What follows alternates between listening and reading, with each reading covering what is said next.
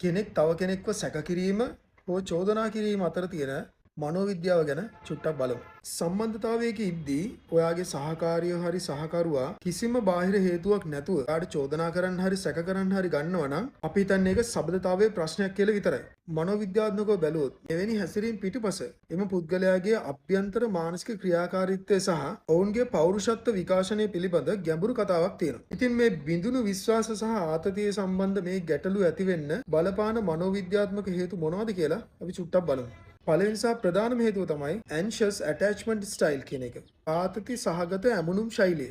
මනෝවිද්‍යාවේ attachment theory වලට අනුව කුඩා කාලයේදී තමන්ගේ දෙමාපියන්ගෙන් හරි රැකබලා ගන්නන්ගෙන් කිසි ආදරය ආරක්ෂාව ස්ථාවරව ලැබුණේ නැති පුද්ගලයන් වැඩිහිටියන් බවට පත් වුණාට පස්සේ මෙවැනි ගැටලු වලට මුහුණ දෙන්න පුළුවන්. එහෙම වුණාම ඔවුන් නිතරම ඉන්නේ තමන්ගේ සහකරු හෝ සහකාරිය තමන්ව ප්‍රතික්ෂේප කරයි. එහෙම නැත්නම් තමන්ව දාලයයි කියන දැඩි බියකින්. ඉන්සිකියුරිටි එක එහෙම නැත්නම් අනාරක්ෂිතභාවය දැනෙන නිසා පොඩි දෙයකදී වුණත් ඒ කියන්නේ සමහර ලාවට කෝල් එකකට ආන්සර් කරන්න නැතුව හිටපුවාම එහෙම නැත්නම් Taman දාන මැසේජ් එකකට සහකරු හෝ සහකාරිය දාන්නේ රිප්ලයි එක පරක්කු වෙලා නම් ඔවුන් මේ වෙලාවේදී හිතන්නේ ඔවුන්ට යම්කිසි වංචාවක් සිද්ධ වෙනවා එහෙම නැත්නම් Tamanව ප්‍රතික්ෂේප වෙනවා වගේ හැඟීමක්. ඊළඟ කාරණාව තමයි past trauma and hypervigilance කියන්නේ. අතීත කැලැල් සහ අධි අවදිකම්. relational trauma. ඒ කියන්නේ අතීත සබඳතාවලදී යම්කිසි කෙනෙක් අතිශයින්ම බලවත් විදියට පාවා දීමකට හරි රැවටීමකට ලක් වෙලා තියෙනවා නම් ඔවුන්ගේ මානසික තත්ත්වය හයිපර් විජිලන්ස් එහෙම නැත්නම් අධි අවදිකම් තත්ත්වයකට පත් වෙනවා. මේක හරියට අපේ ඇඟේ කලින් තිබ්බ තුවාලයක් සනියපු වුණාට පස්සෙත් කවුරු හරි ඒ ස්ථානයේ අතගද්දි ආපහු අපිට රිදෙයි කියලා බයට අපි නිකන් ඇඟ අකුලව ගන්නවා වගේ දෙයක්. වර්තමානයේ ඉන්න සහකරු කොච්චර විශ්වාසවන්ත වුණත් අර අතීතයේ සිද්ධ වෙච්ච unresolved trauma නිසා මොලේ හැමතිස්සෙම පරීක්ෂාකාරීව ඉන්නවා එවැනි කැලලක් නැවත ඇති වෙන්නේ නැති වෙන්න පරිස්සම් වෙන්න.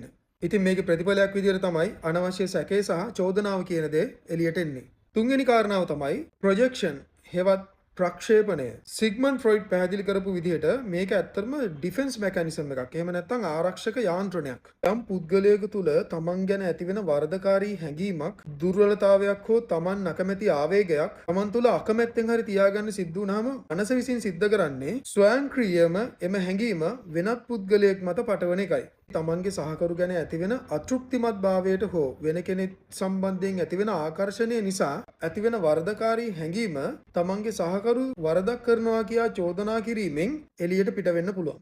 මේක ඇත්තටම ප්‍රොජෙක්ෂන් එකක්. ඒ කියන්නේ තමන් කරන දේ වෙන කෙනෙක්ගේ තුලින් පිට කිරීම තමයි මෙතනදී සිද්ධ වෙන්නේ. මේක ඇත්තටම සිද්ධ වෙන්නේ යටිසිතින් unconsciously. අවසාන වශයෙන් කියන්න තියෙන්නේ සබඳතාවයකදී ඇතිවෙන මෙවැනි ගැටලු ගැන මතු පිටින් බලලා තීරණය ගන්න එක ඉතාම වැරදි. මේවා බොහෝ වෙලාවට පුද්ගලයෙකුගේ අභ්‍යන්තර මානසික සටනක සුව නොවූ තුවාලවල හෝ පෞරුෂත්ව දුර්වලතාවයන් මත සිද්ධ වෙන දේවල්. මෙවැනි තත්ත්වයන් පැහැදිලිව හඳුනාගෙන sannivedanaya කිරීම හෝ වෘත්තීය මනෝවිද්‍යාත්මක උපදේශනයක් ලබා ගැනීම තමයි එකම විසඳුම. ඉතින් මෙන්න මේ කාරණා ගැන අපි අනිවාර්යෙන් හොඳ අවබෝධයකින් ඉන්න ඕනේ. පසුගිය දවස්වල මම දැම්ම සමහර වීඩියෝස් වල තියෙන ෂණික කාරණා සම්බන්ධයෙන් ගොඩක් අය කමෙන්ට්ස් වලින් මේක බොරු මේවා ඇත්ත නෙවෙයි වගේ කාරණා ගොඩක් සඳහන් කරලා තියෙනවා. ඒ දේවල් වල තියෙන මතු පිට අර්ථය ගන්න එපා. මේ වගේ ගොඩක් ඩීප් පැත්තක් තියෙනවා හැම එකම. හැබැයි අපිට මේ කරන විෂුවල් කන්ටෙන්ට් වල ගොඩාක් දුරට මේවා ඩීප් යන්න බෑ.